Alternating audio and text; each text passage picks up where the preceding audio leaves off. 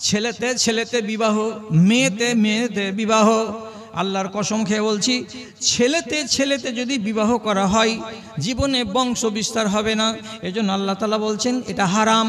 একটা মেয়ে যদি আর একটা মেয়েকে বিবাহ করে তো তাহলে পারে মেয়ে মেয়ের সংসর্গে যদি যায় তো জীবনে একটা মেয়ে ছেলের পেটে বাচ্চা তৈরি হবে না, জীবনে বাচ্চা তৈরি হবে না পেটে।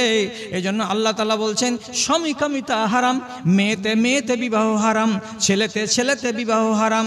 বিবাহ করতে গেলে আল্লাহর শরীয়ত অনুযায়ী আসতে হবে, একটা ছেলে হতে হবে আর একটা মেয়ে হতে হবে, এবং আল্লাহর সংবিধান অনুযায়ী তাদেরকে দুজন সাক্ষীর সামনে আল্লাহর কোরআনের আয়াতের মাধ্যমে তাদেরকে ইজাব কবুল করতে হবে, আর হালাল উপায়ে মিলামেশা করতে হবে, তাহলে হালাল বাচ্চা পয়দা হবে।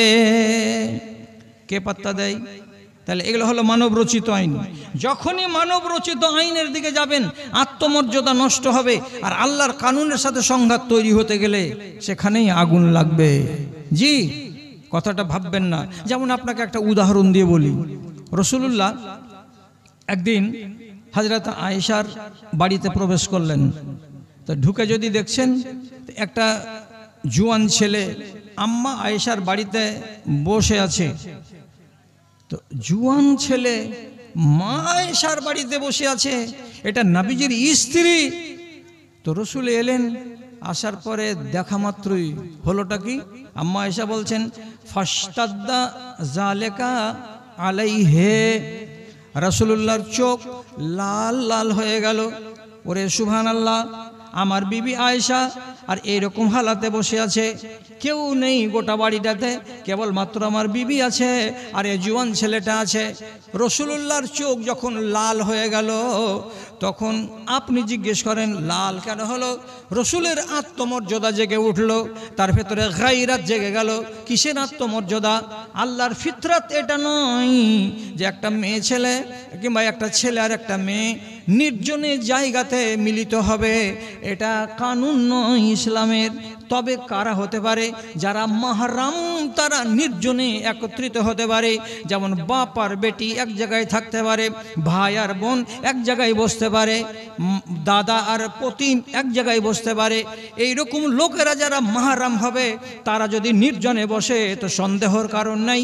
আর এই লোকগুলো বাদ দিয়ে অচেনা কোনো মানুষের সাথে যদি কোনো রমণী বসে যায়, কিংবা অচেনা কোনো রমণীর কাছে গিয়ে কোনো ছেলে যদি বসে যায়, তো এটা আল্লাহর কানুন নয়, এটা হলো অস্বাভাবিক কানুন।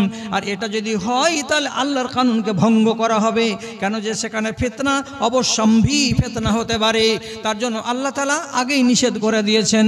আল্লাহ পাকের নবী যখন দেখতে পেলেন আমার চোখের সামনে বসে আছে আমার বিবির পাশে কে একটা অচেনা লোক, আজনাবী লোক, তখন তার ভেতরে জেগে উঠলো তার হামিয়াত, জেগে উঠলো তার গায়রাত, জেগে উঠলো তার আত্মমর্যাদা। সাথে সাথে চোখটাকে লাল করলেন। তো মা আয়েশা নবীজির আত্মমর্যাদাকে অনুভব করে নেওয়ার পরে সাথে সাথে বলছেন, হে আল্লাহ পাকের রাসূল, আপনি কিসের জন্য রেগেছেন আমি বুঝতে পারছি, আপনার চোখ লাল কেন হয়েছে আমি বুঝতে পারছি। আপনি ঠান্ডা হন, মাথাটাকে ঠান্ডা করেন। ফাইন্না হাজা আখি মিনার রাজাতে, এই ছেলেটা হলো আমার দুধ ভাই। আমি যে মহিলার দুধ পান করেছিলাম কচি বয়সে, এই ছেলেটাও ওই মহিলার দুধ পান করেছিল কচি বয়সে। তো একটা ছেলে আর একটা মেয়ে, দুই গাঁয়ের হোক ভিন্ন গাঁয়ের হোক না কেন, কোনো এক রমণীর যদি দুধ পান করে থাকে তো তাহলে এরা দুধ ভাই বোন হয়ে যায়। আর যেমন নিজের ভাই বিয়ে করা থাকে হারাম, তেমনি দুধ ভাইকে বিয়ে করা হারাম। আমি যেমন নিজের ভাইয়ের সামনে কানুন খাটাবো, তেমনি আমার দুধ ভাইয়ের সামনে ওইটা কানুন হবে। আমার মায়ের পেটের ভাইয়ের পাশে যদি আমি বসতে পাই তাহলে আমার দুধ ভাইয়ের পাশে আমার বসা চলবে। আপনি রাগ করিয়েন না, চোখ লাল করিয়েন না। রাসূল যখন শুনলেন এই ব্যাপার, আমি তো জানি না কথাটা কি হলো। যখন কানুন ব্রেক হচ্ছে, ব্রেক করতে গেলেই আপনি ফাসাদে পড়বেন আর সমাজ ফাসাদে পড়বে। তো রাসূলুল্লাহ প্রথমে অনুভব কি করেছিলেন? কানুন ব্রেক হয়েছে, গায়ের মাহরাম আমার স্ত্রীর কাছে বসে আছে, তার জন্য কি হলো এই প্রতিক্রিয়াটা দেখা দিল। কিন্তু পরে যখন হালাত জানা গেল যে না এটা নয়, এটা নিজের দুধ ভাই, সুতরাং তারপরে মনটা আশ্বস্ত হলো। তো বুঝতে পারছেন, আল্লাহর কানুনকে আপনি ভাঙার জীবনে চেষ্টা করবেন না। বিবাহটাকে বিবাহের মতো করে রাখেন। যদি বিবাহকে বিবাহের মতো করে না রাখবেন, তাহলে নিজে থেকে ফিতনাকে আপনি ডেকে বাড়িতে নিয়ে আসবেন। এখানে কোনো লুকাছাপা কথা নয়। জি হ্যাঁ, লুকাছাপা কথা নয়। কেমন লুকাছাপা কথা নয়? রাসূলুল্লাহ বলছেন যে নিকাহের ভেতরে বরকত আছে কোনটাতে? যেটাতে খরচ আছে কম, যেটাতে খরচ আছে কম। তাহলে রাসূলুল্লাহর এটা কি আদেশ এবং রাসূলুল্লাহর এটা তরিকা, এটাই ফর্মুলা আপনাকে মেনে চলতে হবে। যদি আমি না মানি, বেশি বেশি করে খরচ করি, সাধ্যের বাহির খরচ করে দিই, তাহলে একদিক না একদিক দিয়ে বিচার করে দেখবেন আপনি আল্লাহর কানুনকে, রাসূলুল্লাহর ফরমানকে উল্লঙ্ঘন করে কোনো না কোনো ক্ষতির মুখে পড়ে গেছেন। বিবাহের 15 দিন পরে হিসাব করতে যাবেন, আরে 8খানা বোলেরো না করে যদি শালা টোটো গালাই করে দিতাম 7-8খানা, তাহলে অর্ধেক খরচে হয়ে যেত, তো বাকি টাকাটা বাঁচতো না? আপনি পস্তাচ্ছেন না? এই টাকাটা যদি আপনি নিজের ছেলেটাকেই দিয়ে দিতেন, ইনামুল হক তোমাকে টাকাটি দিয়ে দিলাম, তুমি বাবা কিছু ঘর সংসারে লাগাবা, ব্যবসা বাণিজ্যতে করবা, তো টাকাটি তো আপনি সত্যানাশ করে রেখে দিলেন। কিসের পিছনে? বরযাত্রীকে নিয়ে যাওয়ার পিছনে। পরে আপনি ভাববেন আর বলবেন মনে মনে, হ্যাঁ আমার বাড়িতে বউ ভাত হলো, তো সেদিন আমি তো লোককে খাইয়ে দাইয়ে টাকা নিলাম, আর আমার বিহার বাড়িতে যে গেল বরযাত্রীর 100 জন, ও তো এতজন লোককে যে খাইয়েছে, তো বেচারি তো একটাও কানাকড়ি পায়নি। তো এটা কোনখানে ইনসাফ হলো? ওর বাড়ির দানাটির দাম নাই, খালি আমার বাড়ির দানাটির দাম আছে। আমি এটা অন্যায় করলাম না? আপনি যখন নির্জনে বসবেন ভাবতে, তখন আপনাকে এই কথাটা ভাবতেই হবে যে আমি বরযাত্রী পাঠিয়েছিলাম, ওদের বাড়িতে এতটি অন্যায় খেয়ে এসেছে, আর আমার বাড়িতে এতটি লোক খেলো, আর আমি তাদের কাছে টাকা নিয়েছি, এটা অন্যায় টাকা নেওয়া হয়েছে। কেন এগুলো ভাববেন আপনি? আপনার মগজের ভেতরে কি হবে? এই চেতনাগুলো উঠবে যে আমি আল্লাহর কানুনের সাথে কি করেছি? সংঘাত করেছি। কোনো একটা ফিতরাতের সঙ্গে যদি আপনার লড়াই হয়, তাহলে আপনি ফিতরাকে ডেকে আনবেন। একটা কথা বলি, মজলিস খালি, আপনাকে আর আটকাবো না। একটা কথা আর বলি, বলার পরে আশা করা যায় যে আপনারা যদি তারপরে চলে যান তো কোনো কষ্ট হবে না আমার মনে। তা হলো কি, কোনো বাপকে, কোনো মাকে আল্লাহ তাআলা অনুমতি দেননি যে কবরে যাওয়ার আগে তোমার জমি জমার হিসাবকে একদম সাফ সুতরা করে দিয়ে মরে যাও। পাওয়ার নেই। আপনি মনে মনে বলবেন যা 10-12 বিঘা জমি আছে, ঝামেলা রাখবো না, সব ছেলেপিলেদের নামে করে দেব, দিয়ে চলে যাব। এটার নাম ফারায়েজ। নাকে দম থাকা পর্যন্ত হবে না। ফারায়েজ কবে হবে? দম বন্ধ হয়ে যাবে, তখন ফারায়েজ হবে। ফারায়েজ করা আপনার কাজ নয়, ফারায়েজ করা আমার কাজ নয়। আমার কাজ হলো জমিকে রেখে দিয়ে কবরে চলে যাওয়া। যারা জীবিত থাকবে তারা করবে ফারায়েজ। আপনি করলেন কি না, দিয়ে দিব ছেলেপিলেকে। তাহলে কানুনকে হাতে তুললেন কেন? সংঘাত হবে না? হলো সংঘাত। কি করলেন আপনি? শতকরা এখনকার জমানাতে 25টা লোক 4 বিঘা করে 2 বেটাকে জমি লিখে দিল, 8 বিঘা মেয়েকে দিল না। এটা আল্লাহর কানুন নয়। কোনটা কানুন? রাসূলুল্লাহ বলছেন, যদি জীবদ্দশাতে ছেলেদেরকে কিছু দিতে হয়, তাহলে ছেলেকে যতটা দিবে অতটা মেয়েকে দিবে, সমান সমান করে দিবে। এটাকে আরবিতে বলা হয় নেহলা, এর মানে হলো দান। দান যদি দাও তো ছেলেকে 2 বিঘা আর মেয়েকে 1 বিঘা, এটা হবে না। ছেলেকে দিতে হবে 2 বিঘা, তো মেয়েকেও দিতে হবে 2 বিঘা। আপনি বলবেন বেটি ছেলে যে অর্ধেক পাই, আরে পাগলা লোক, বেটি ছেলে অর্ধেক পায় কখন? মিরাস বন্টন হয় তখন। তুমি তো জিন্দা আছো, তোমার এটাকে মিরাস বন্টন হচ্ছে, এটা মিরাস নয়। তুমি দান দিচ্ছ, তো দান দিতে গেলে প্লেটে যদি ভাত দাও, তো তুমি কি বেটিকে আধ প্লেট দিবা আর বেটারাকে ফুল প্লেট দিবা? তুমি কি তোমার বেটারাকে একটা করে পিস মাছ দিবা গোটা গোটা, আর তোমার বেটিকে আধখানা মাছ তুমি কি দিবা? তোমার বেটির কি হাফ পেট খানা দিবা, আর তোমার বেটারকে তুমি ফুল পেট খানা দিবা? খানা যেমন সবাইকে প্লেট পরিপূর্ণ করে দিতে হবে, কেন যেটা হলো তার নিজের ভাগ, তুমি দিচ্ছ বলে নিচ্ছে। ওই রকমই হলো জমি। বেঁচে থাকা অবস্থায় যদি দাও তো ছেলেকে যদি 10 কাঠা দাও, মেয়েকেও 10 কাঠা দাও।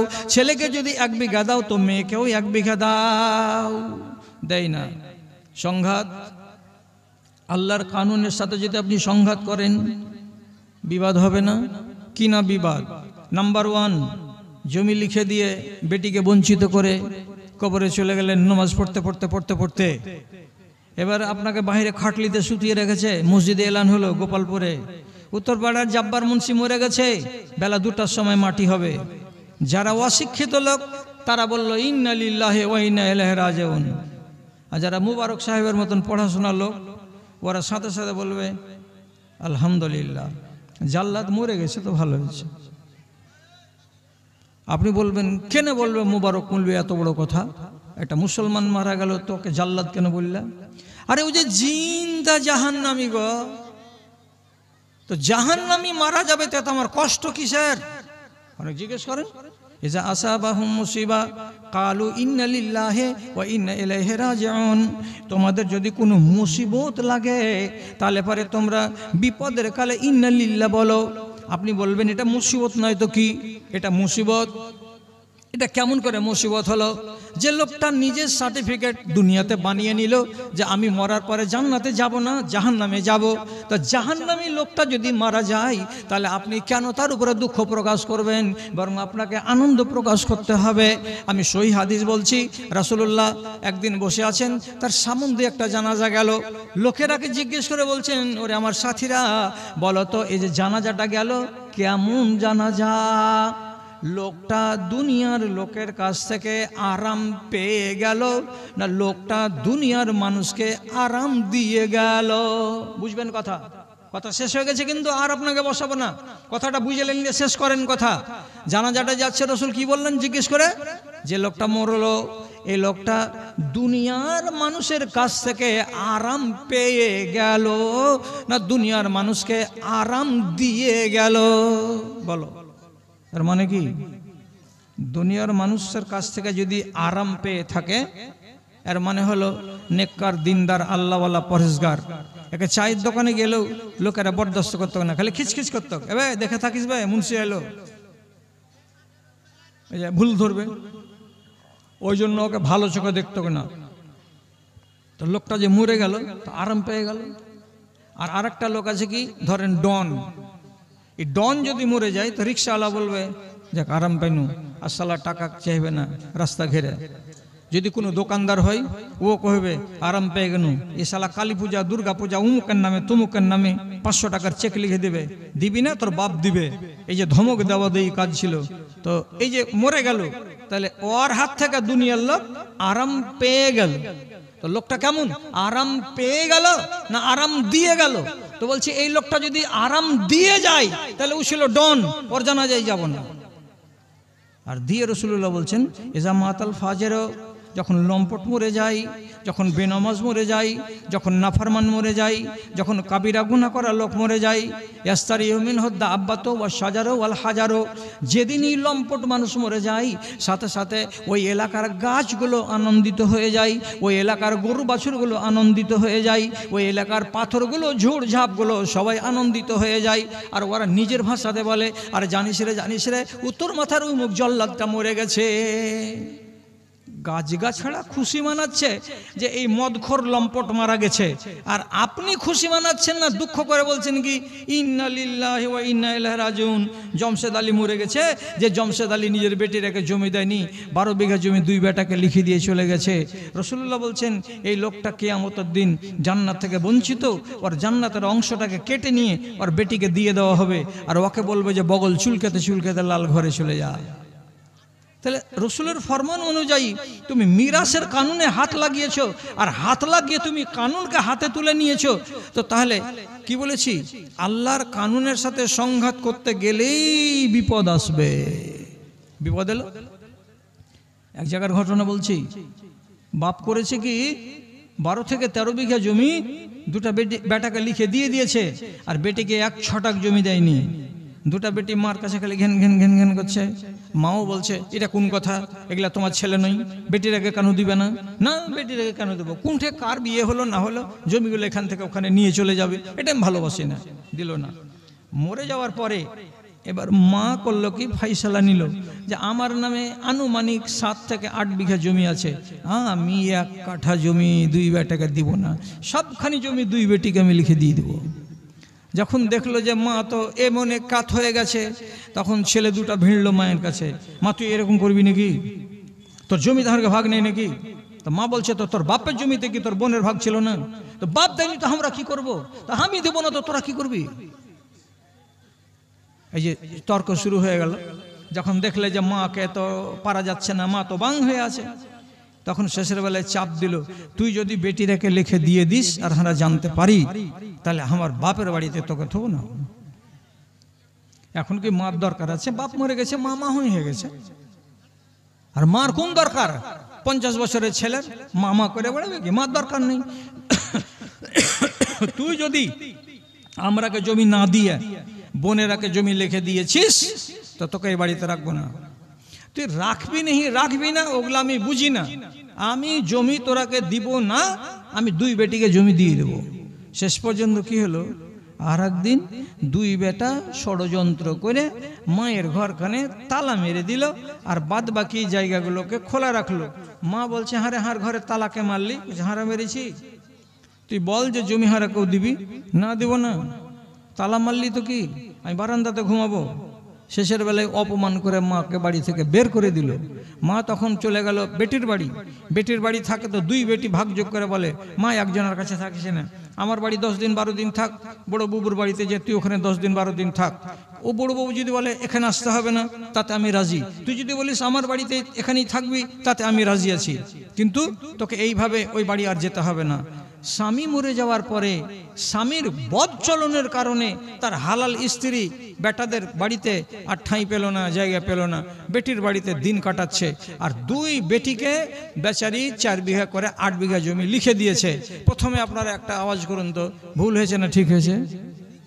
ভুল হয়েছে। কি হয়েছে? এটা ভুল।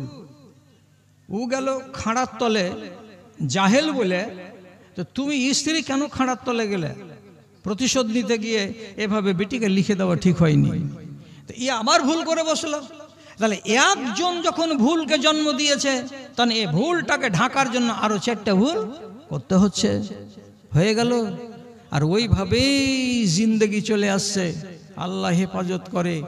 আপনি যদি আল্লাহর কানুনকে উল্টিয়ে দিয়ে নিজের কানুনকে চালু করেন, তাহলে সংঘাত অনিবার্য, এবং দরকার হয়ে যেতে গেলে আল্লাহ তাআলা আযাব পাঠিয়ে দেবেন। আল্লাহ তাআলা বলেছেন দিনের ইলম শিক্ষা করো, এটা ফরজ। আল্লাহ তো বলেননি ইংলিশ মিডিয়ামে বেটাকে পড়াও, কোনো জায়গাতে নেই। তাহলে আমাদের দেশের লোকেরা নিজের বেটাকে নার্সারিতে দেয় না, হিফজে দেয় না, নিজামিয়াতে দেয় না, কোথায় দিচ্ছে? খ্রিস্টান মিশনারি স্কুলে দাও। আরে আমাদের মতো, আমার মতো মুসলমান যার টাকা পয়সাওয়ালা আছে, খ্রিস্টান মিশনারি স্কুলে পড়াচ্ছে এক একটা ছোট ছোট বাচ্চা ছেলেকে 7,000 8,000 টাকা করে মাস দিয়ে। বেদিন নিজের মুসলমান বাচ্চাটাকে কাফেরের স্কুলে পাঠিয়ে কাফেরের তালিম নিয়ে তার মন মানসিকতাকে তুমি কি করছো? ইলহাদ আর কুফরে দিয়ে ভরে দিচ্ছ। তোমার মতো কপাল পোড়া লোক দুনিয়াতে কে আছে? আল্লাহর কসম, আল্লাহর কানুনকে তুমি বুড়ো আঙুল দেখিয়েছো। রব্বুল আলামিন তোমাকে তোমার বেঁচে থাকতে থাকতেই তার কানুন দিয়ে তোমাকে বুড়ো আঙুল দেখিয়ে তারপরে কবরে ঢুকাবে। জানো তুমি, একটা মানুষ এই উম্মতে মুহাম্মাদির যদি দাড়িকে কামাই, তাহলে সে হয়তো মনে মনে বলবে, বা রাসূলুল্লাহর আমি সুন্নাতটাকে অবজ্ঞা করলাম, কিন্তু আল্লাহর কসম, আল্লাহ পাকের নবীর সুন্নাতের সাথে সাথে পৃথিবীতে যত আম্বিয়ায়ে কেরাম এসেছেন সকলের সাথে উনি বেয়াদবি করছেন। এটা কম বড় বেয়াদবি নয়। আরেকটা বলি, আল্লাহ রাব্বুল আলামিন পৃথিবীতে যত নবী পাঠিয়েছেন, কোনো একজন নবী সম্পর্কে কোনো রিপোর্ট নেই যে তিনি ওয়াল আয়াযু বিল্লাহ বদচলন ছিলেন। নবীরা কেউ দুনিয়াতে একজন বদ চরিত্রের ছিলেন না। কাউরি আখলাক, কাউরি ব্যবহার এত নিম্নমানের ছিল না, বরং তাদের হাই কোয়ালিটির আখলাক ছিল, তাদের কাছে চরিত্র ছিল। আল্লাহ তাআলা সকল নবীকে বদচরিত্রের গ্লানি থেকে মুক্ত করে রেখেছিলেন। সুতরাং আজ যদি কোনো একটা মানুষ তার ভেতরে বদচরিত্র থাকে, বদচরিত্র কোন গলা, যেমন মিথ্যা কথা বলা, গালি দেওয়া, অপবাদ দেওয়া, কানে মিথ্যা কথা, আজে বাজে কথাকে শোনা, আবার কোনো মানুষ কৃপণ হয়ে যায়, কোনো মানুষ মিথ্যাবাদী হয়ে যায়, কোনো মানুষ কাপুরুষ হয়ে যায়, কোনো মানুষ অপবাদ দিতে অভ্যস্ত হয়ে যায়, কোনো মানুষের উপরে জুলুম করে, অবিচার করে, এইগুলো হচ্ছে বদচরিত্র। এইরকম বদচরিত্রের কোনো নমুনা পাবেন না আম্বিয়া কেরামদের জীবনীতে। দেখলেন? তাহলে দুটো জিনিসে আপনি অন্তত পক্ষে মিল পেয়ে গেলেন। এটাকেই রব্বুল আলামিন তার আয়াতের ভেতরে বলেছেন, ফিতরাতুল্লাহ ইল্লাতি ফাতারান নাস আলাইহা। আল্লাহ রব্বুল আলামিনের তৈরি করা এটা বিধান, এটা নীতি, এটা ফিতরাত। এর উপরেই আল্লাহ রব্বুল আলামিন সমস্ত দুনিয়ার মানুষকে তৈরি করেছেন এবং তাদের উপরে বহাল থাকতে বলেছেন। দাদা আমার, সহি হাদিস আপনাকে বলছি, আল্লাহ পাকের নবী বলেছেন, সুনানুল আম্বিয়ায়ে আরবাতুন, যত নবী এসেছেন সকল নবীদের সুন্নাত হলো চারটা, মিল আছে চারটা জিনিসে। কি চারটা জিনিস আছে? রাসূলুল্লাহ বলছেন, আযওয়াজ, পৃথিবীতে যত নবী এসেছিলেন সকল নবী বিবাহিত জীবন গত করেছেন, অবিবাহিত জীবন কেউ গত করেন নাই।